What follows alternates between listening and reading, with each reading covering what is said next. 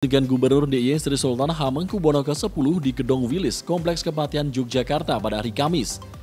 Kedatangan komunitas ojek online ini adalah untuk menyampaikan aspirasi komunitas ojek online Jogja. Perwakilan komunitas Purnomo Susanto mengatakan, para anggota komunitas ojek online Jogja yang mencakup lintas aplikator berkomitmen untuk tetap menjaga kondusivitas Jogja agar tetap aman dan damai. Komunitas tersebut menyampaikan keinginan rekan-rekan ojek online, diantaranya adanya jaminan keamanan agar mereka bisa lebih nyaman lagi dalam bekerja. Seperti sebelum terjadinya bentrok massa beberapa waktu lalu. Keinginan para ojek online tersebut diterima dan akan ditindaklanjuti oleh Sri Sultan Hamengkubuwono ke-10. Gubernur DIY juga berharap para ojek online dapat ikut menjaga kultur atau budaya masyarakat Jogja yang penuh dengan kesopanan, keramah tamahan, kesantunan, dan kerendahan hati. Menurut Sultan, kunci utama masyarakat Jogja untuk bersosial adalah kebersamaan dengan sikap ramah tamah, kesopanan, dan kesantunan. Dalam pertemuan tersebut, Sri Sultan Hamengkubuwono ke-10 juga berpesan agar komunitas ke depan bisa lebih baik, secara organisasi ojek online bisa membentuk komunitas bersama. Dengan komunitas bersama ojek online yang masanya banyak tersebut dapat lebih mudah mengatasi persoalan yang muncul. Komunitas juga melaporkan kondisi para korban bentrokan massa yang melibatkan para ojek online di Jogja beberapa waktu lalu. Gubernur DIY memberikan bantuan material bagi para korban. Tim Liputan Humas Biro UHP, Seda DIY.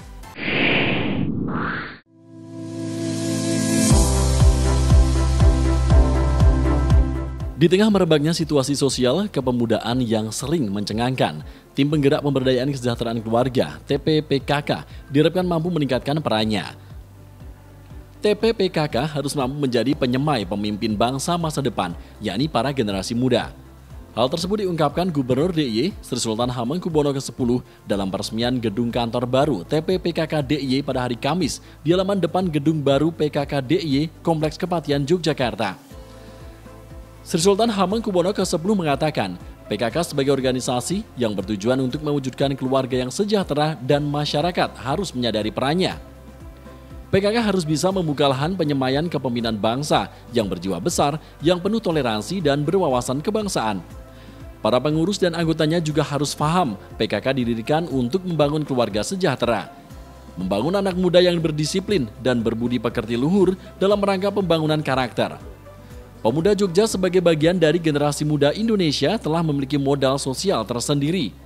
PKK seharusnya bisa mendorong kegiatan keperempuan dan kepemudaan guna memupuk semangat kebangsaan cinta tanah air, kepeloporan, dan kepemimpinan dalam rangka pembangunan nasional.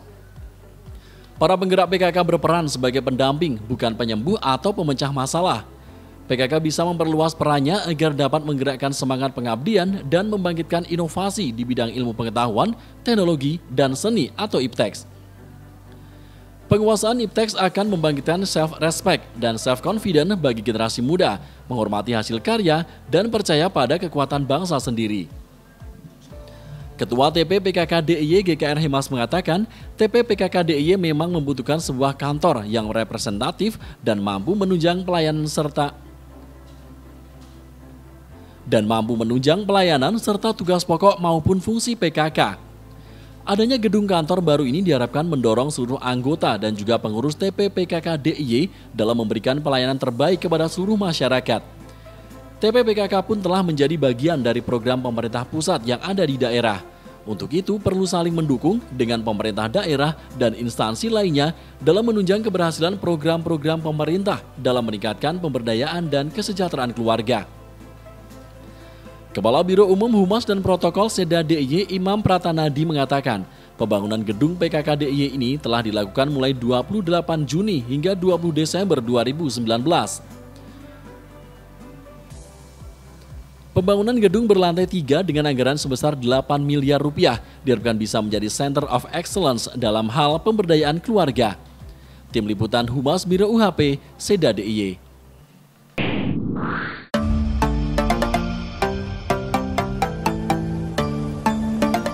Kabupaten Gunung Kidul dahulu merupakan kabupaten yang tertinggal. Namun seiring dengan kemajuan teknologi dan kesadaran masyarakat yang tinggi akan membaca, membuat kecerdasan masyarakat terus meningkat. Dan saat ini, Gunung Kidul terkenal dengan sektor pariwisatanya. Hal ini menuntut masyarakatnya untuk lebih cerdas dalam melihat peluang demi meningkatkan taraf hidup.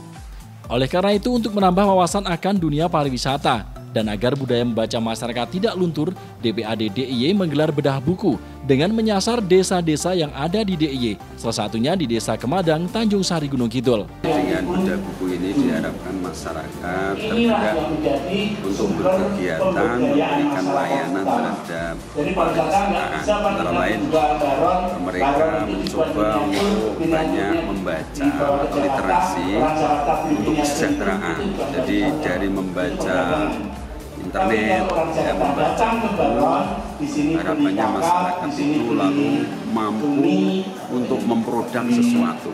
Ini sudah kita gerakkan di Gunung Kidul, ada 39 desa yang sudah kita berikan pelatihan dan mereka mampu dari hasil membaca itu memproduk batik, memproduk souvenir, memproduk olahan pangan, memproduk apa ini yang namanya desain grafis sebagai kemasan-kemasan, dan ini alhamdulillah bisa dilaksanakan. Kemudian dengan kegiatan bedah buku ini masyarakat lalu lebih meningkatkan kualitas hidupnya, ya, dari yang ekonominya lemah menjadi meningkat dan kemiskinan bisa dibabat habis, semuanya akan mandiri menjadi masyarakat yang sejahtera baik lahir maupun batin.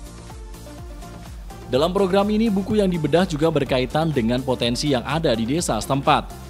Mengingat Gunung Kidul terkenal akan pariwisata, maka buku yang dibedah juga berkaitan dengan dunia pariwisata. Salah satunya adalah kebijakan pembangunan destinasi pariwisata, konsep dan aplikasi di Indonesia. Dalam buku ini, penulis mencoba untuk memberi pemahaman kepada masyarakat agar tergerak untuk menciptakan sebuah produk yang akan menghasilkan rupiah seiring dengan berkembangnya dunia pariwisata di Gunung Kidul. Dengan demikian, diharapkan taraf hidup masyarakat bisa meningkat. Jadi hari ini kita menyaksikan bedah buku mengenai pembangunan destinasi, konsep dan aplikasi. Intinya adalah kita memberikan literasi kepada masyarakat, khususnya yang terkait dengan pariwisataan. Karena ini penting sekali. Kita sekarang sedang giat membangun pariwisata, dan itu namanya penyiapan di tingkat bawah maupun paling tidak SDM-nya, supaya mereka nanti bisa menyambut dengan baik apa yang sekarang sedang menjadi concern pemerintah, khususnya adalah pengembangan kepariwisataan di wilayah Jogja, Solo, Semarang atau Jogja Semarang. Ini yang perlu kita lakukan, dan nanti kita akan mencoba menindaklanjuti dari kebijakan pembangunan destinasi ini dengan operasional program yang lagi, dan saya yakin sinergi dengan pemerintah nanti untuk menerjemahkan ke dalam. Anjar Ardityo, Jogja TV.